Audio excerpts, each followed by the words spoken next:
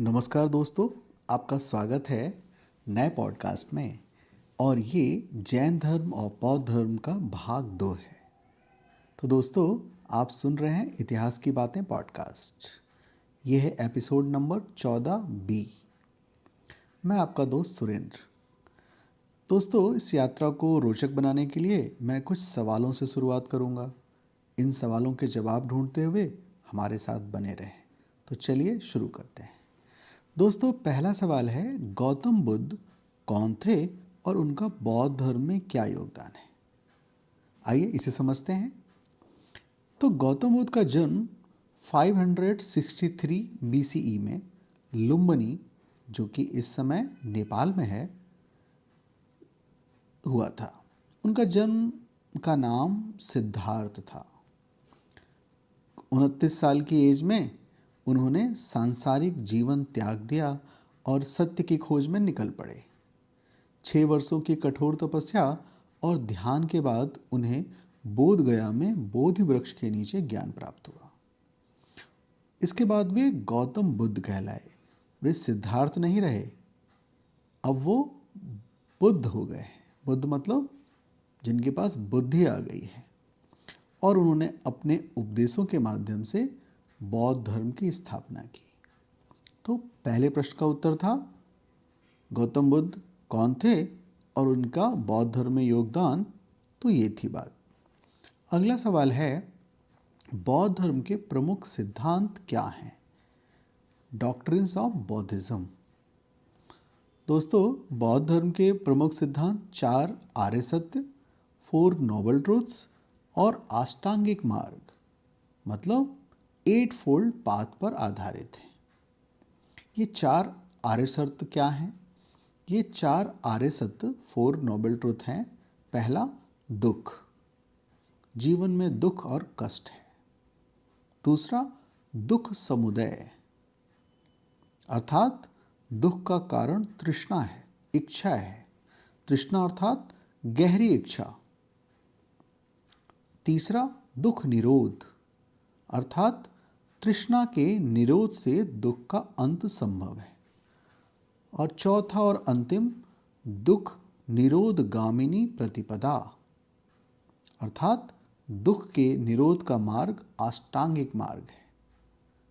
तो इस प्रकार से 4 आर्य सत्य हैं: दुख, दुख समुदय, दुख निरोध और दुख निरोध गामिनी प्रतिपदा। दुख निरोध गामी प्रतिपदा का मतलब दुख को समाप्त करने का, रोकने का मार्ग है। और ये मार्ग कौन सा है? अष्टांगिक मार्ग।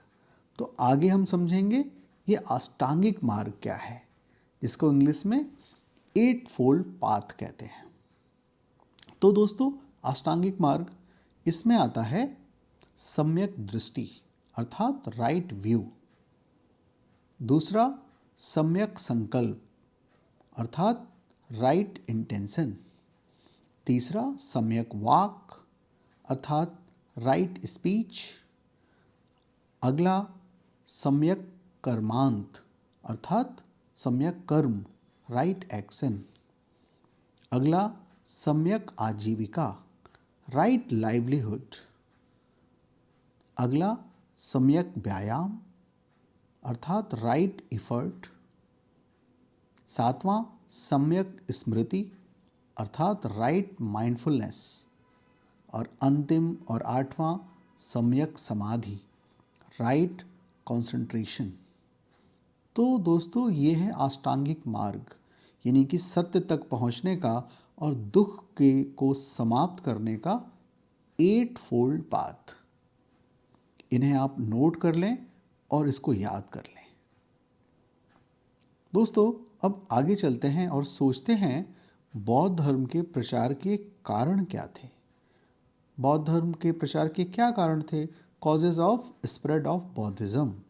क्योंकि इससे पहले तो धर्म थे ही विभिन्न दूसरे धर्म, विशेष तौर पे वैदिक धर्म, जो कि एक लंबे समय से चला आ रहा था। तो ऐसे में एक नया धर्म जो बौद्ध धर्म है, इसके प्रचार के कारणों को जानना बहुत दिलचस्प होगा। दोस्तों, पता करते हैं कि बौद्ध धर्म के प्रचार के क्या कारण थे। पहला कारण, यह धर्म सरल और तार्किक उपदेशों से भरा था।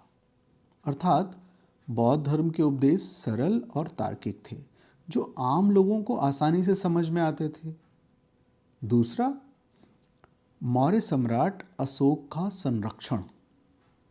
तो सम्राट अशोक ने बौद्ध धर्म को संरक्षण दिया और उनके प्रसार में अत्यधिक महत्वपूर्ण भूमिका निभाई।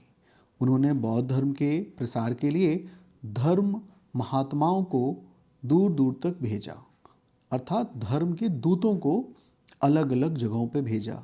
यहाँ तक कि उन्होंने अपने बेटे और बेटी, बेटे का नाम था महेंद्र, जिसको उन्होंने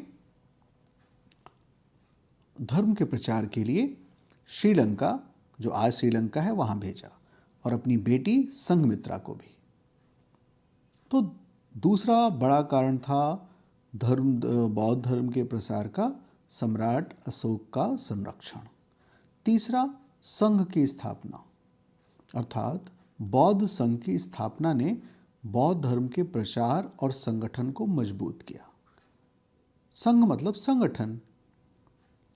चौथा और अंतिम हम कह सकते हैं व्यापारिक मार्गों का उपयोग। बौद्ध धर्म ने व्यापारिक मार्गों का उपयोग करते हुए बौद्ध धर्म का प्रचार किया, जिससे यह दक्षिण एशिया और मध्य एशिया और पूर्वी एशिया तक फैल गया। तो ये 4 मुख्य कारण हैं दोस्तों, आसान है, इनको याद कर लें।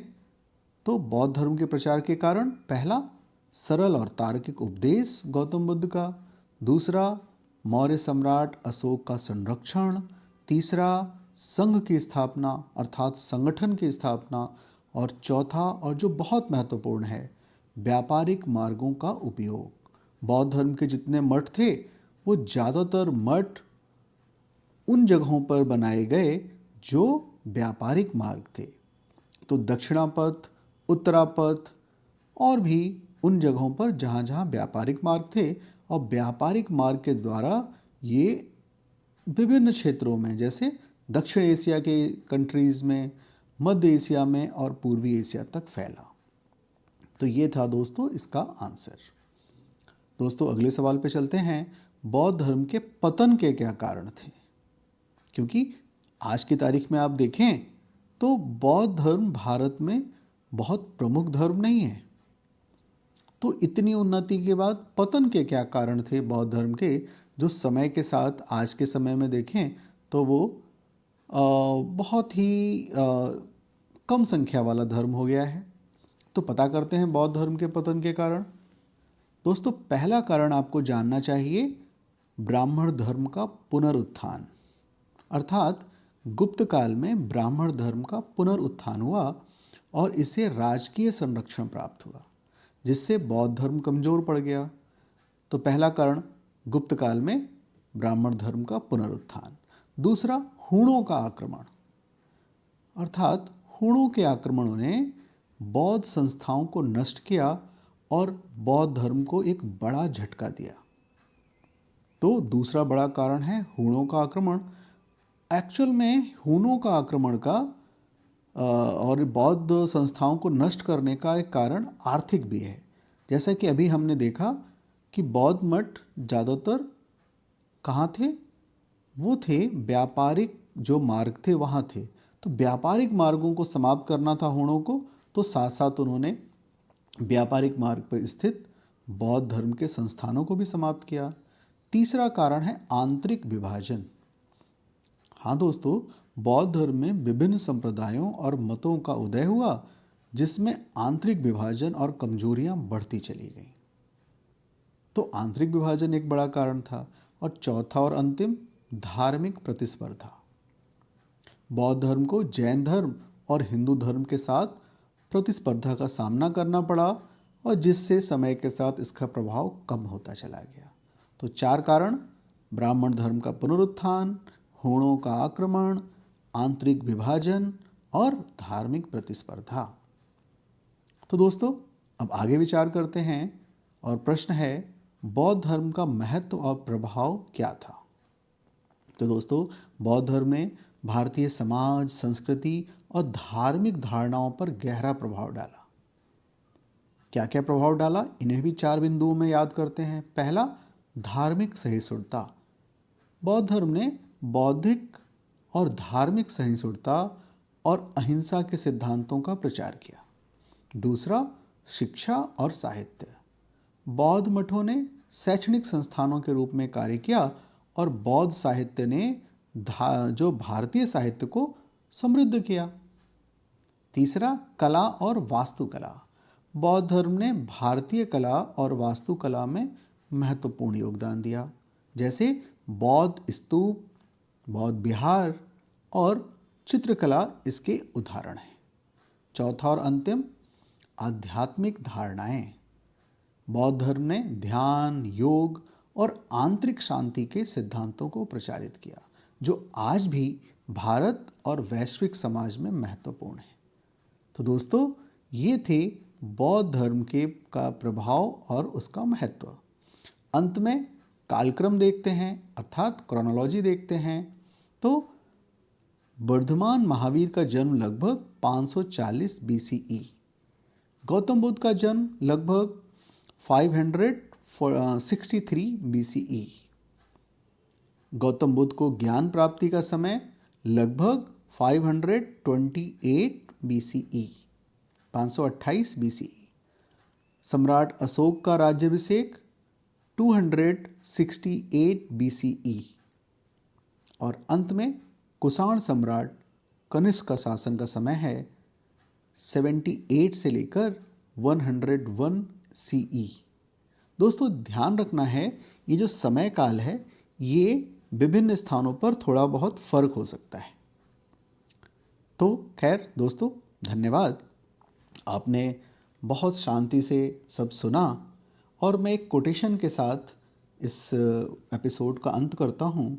ये कोटेशन है नेपोलियन बोनापार्टा का।